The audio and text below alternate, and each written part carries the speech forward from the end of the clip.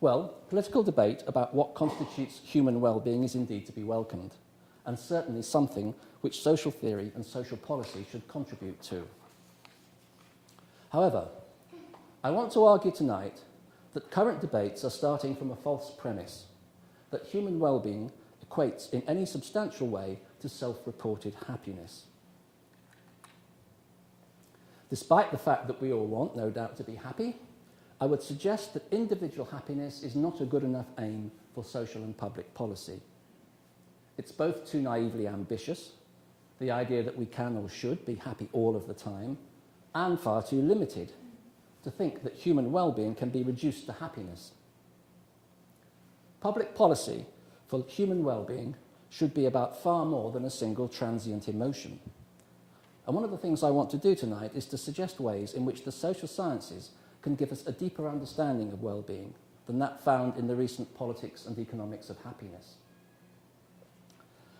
So what do we already know about well-being?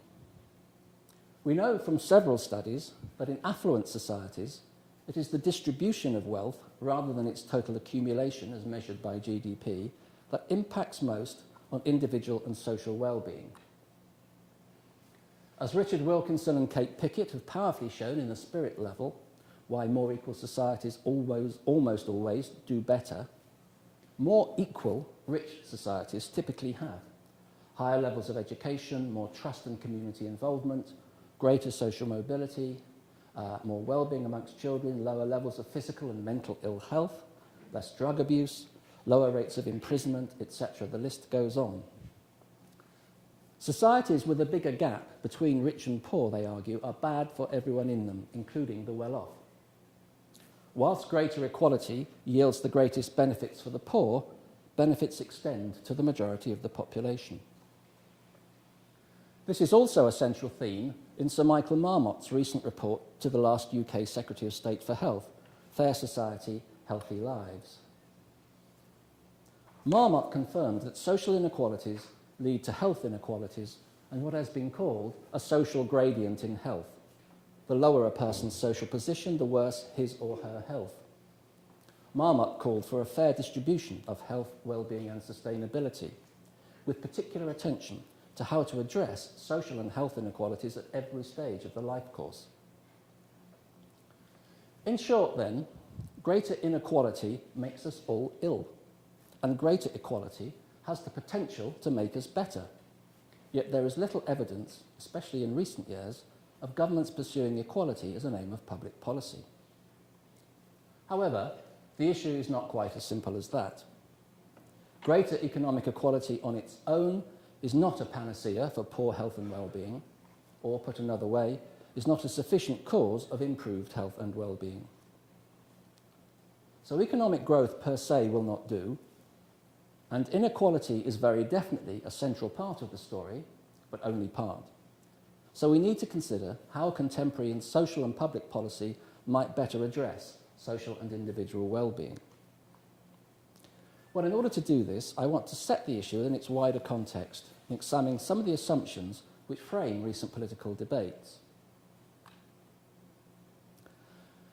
At the same time as the idea of well-being has been gaining ground politically, we have seen a weakening of political commitment to the related idea of welfare and to the institutions of the welfare state as a positive social good.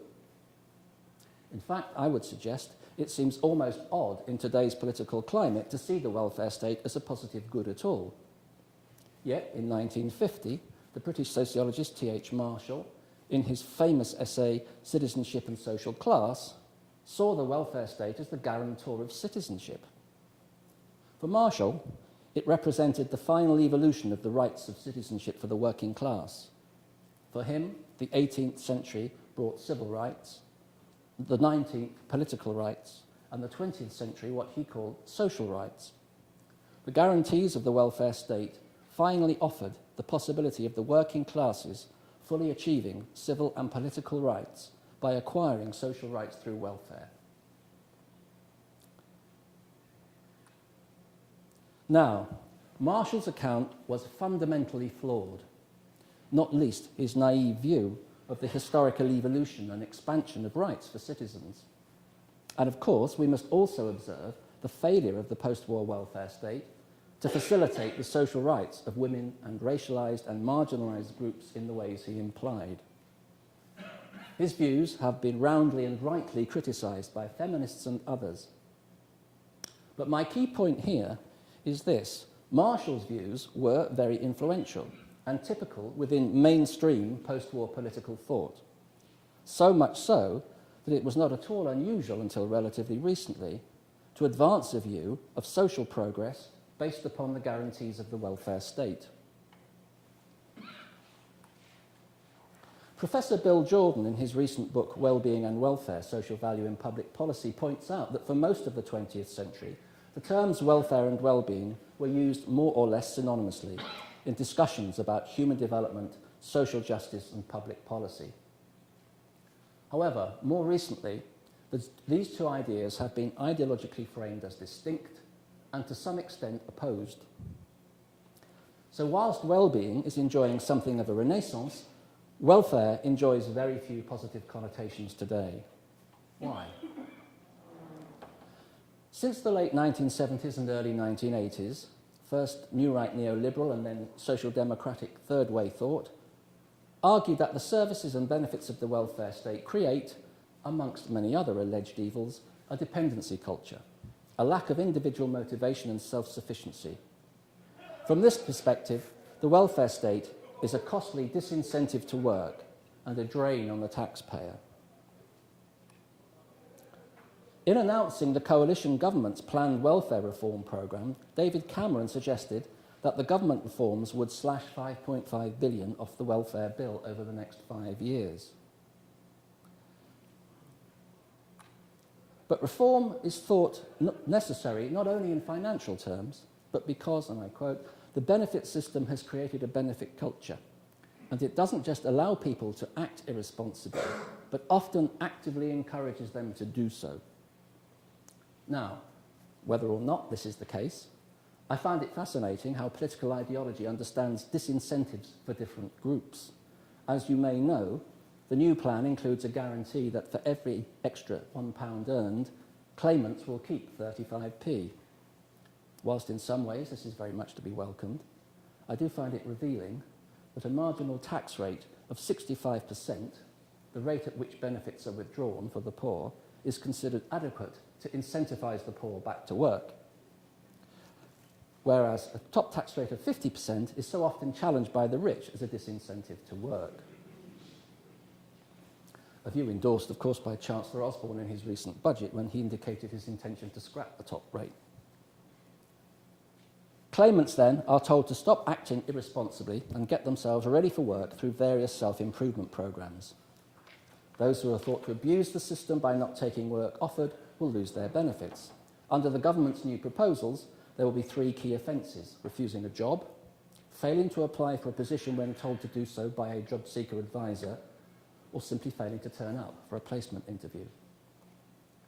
Hence, we've seen the growth of what is referred to as conditionality, as well as various forms of labour activation policy designed to get claimants off benefits.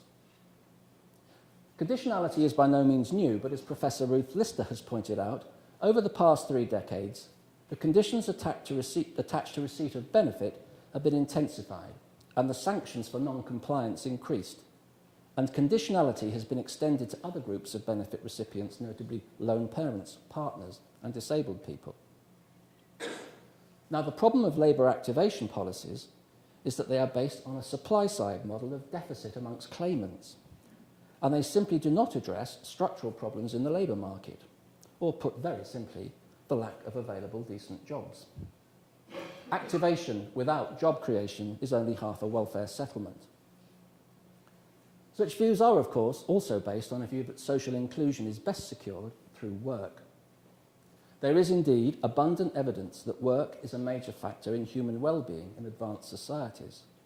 But useful occupation, which leads to personal well-being, can take many other forms. If we focus only on paid work in the formal economy, we neglect the importance of we neglect the importance of non-work activities such as care to the economy.